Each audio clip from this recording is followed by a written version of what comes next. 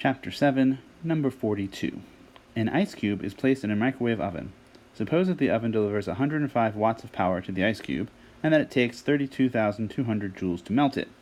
How much time does it take for the ice cube to melt?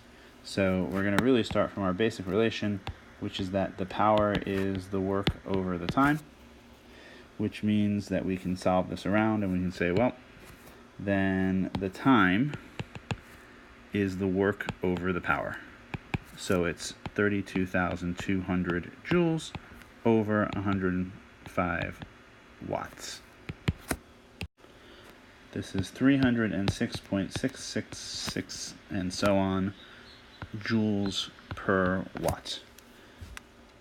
Sorry, 306.6 and so on. And we have 3 sig figs, so I should really call this 307.